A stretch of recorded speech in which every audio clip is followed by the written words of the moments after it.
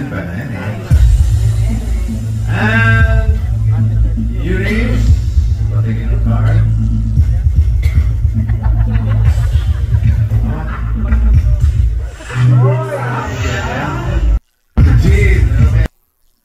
Welcome back mga kaaldab. Ito na naman po ang inyong lingkod, si Mr. Destiny. At syempre magbibigay na naman po tayo ng pinakamainit na update po ngayon sa social media. Gaya nga po ng lagi nating inaasahan, dumidepende po tayo sa mga nangyayari, sa mga nagaganap. Sabi ko nga po sa inyo, kung ano lang po yung latest, kung ano lang po yung update, dun lang tayo. Di po ba? Huwag po kayong basta-basta maniniwala sa mga sinasabi ng iba, mga pahayag po nila. Ang sa akin lang po kung ano yung latest, kung ano yung trending, doon lang po tayo. Di po ba? Tapos sasabihin nila, nako Mr. Destiny, kumbaga fake news yan, wala namang katotohanan yung mga sinasabi mo, kumbaga kung ano lang yung ganap, kung ano lang yung update, yun lang yun, etc. etc. Okay lang naman po. Sabi ko nga, hindi naman po ako namimilit eh. Hindi naman po tayo namumuwersa. Sabi ko nga, kung ano lang yung latest, kung ano lang yung trending, doon lang po tayo. Hindi po ba? Huwag po kayong basta-basta maniniwala sa mga pahayag at sinasabi po ng iba. Basta kung ano lang po yung napapanood ninyo, napapakinggan, relax lang po kayo. Hindi po ba? Huwag po kayong padadala sa mga masasakit, maanghang na sinasabi po nila. Normal lang po yun mga kaaldab.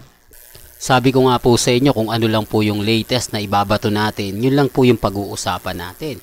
Di po ba? Kita nyo naman po yung mga video na pinapakita natin, pinararamdam natin. Di po ba? Ano nga po ba mali? Di po ba? Pinakapaborito talaga kahit saang angulo mo tignan, si Maine Mendoza. Sinasabi ko lang po ito para po sa kaalaman ng lahat. Di po ba? Kaya nga sabi ko, imposible pong hindi ito kunin ni Bossing Vic Soto. Imposible po na iwan na lang to ni Bossing agad basta-basta. Di po ba? Kasi sinasabi po ng iba, hati kasi po yung opinion ng mga ilang netizen. Pero hindi pa po yan pinali. Di po ba? Kumbaga update lang. Sabi ko nga po sa inyo, kapag ka naandito po kasi kayo sa channel ni Mr. Destiny, hindi po kayo mahuhuli. Kung ano po yung nababalitaan natin, yun lang naman po yung sasabihin natin. Di po ba?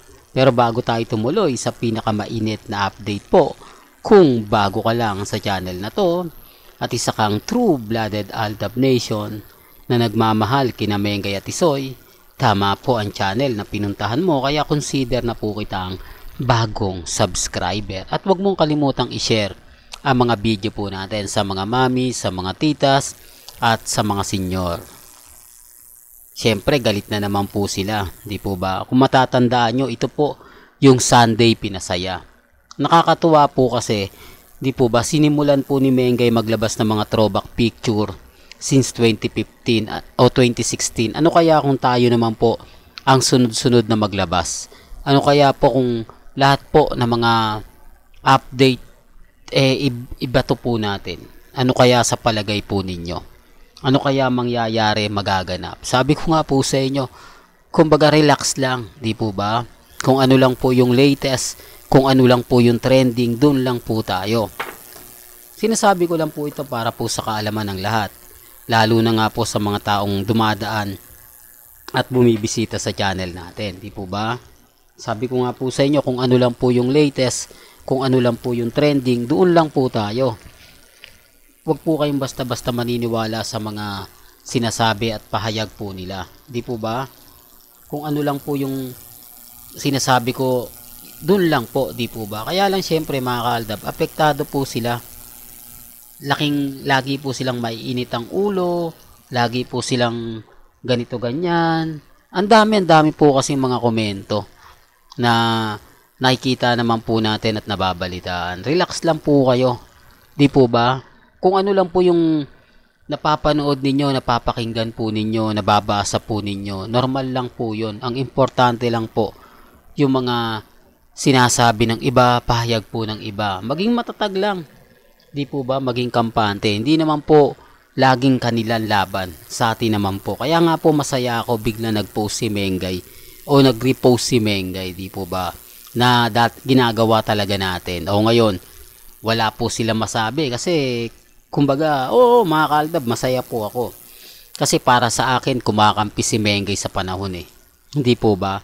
Although 2016 yun, nalalapit sa 2015, di po ba? O baka may ano naman, di po ba? Sabi ko nga, ibas nyo si Mengay kasi si Mengay naman yung nag-post eh. Di po ba? Tapos sasabihin nyo, Mr. Throwback tayo. O anong pangalan ni Mengay ngayon? Mrs. Throwback. O. Kaya nga po, tawan-tawa po ako sa mga nangyayari, nagaganap. Pero okay lang kasi pasimula pa lang naman po yan eh. Kumbaga, andito pa lang tayo sa simula ng kumbaga kabanata dahil marami pa raw pong magaganap paunti-unti. Di po ba? Hindi man po ngayon sa susunod na buwan, sa susunod na o pagpasok ng 2024, marami pong nag-aantay. Marami pong gustong makakita, makapanood.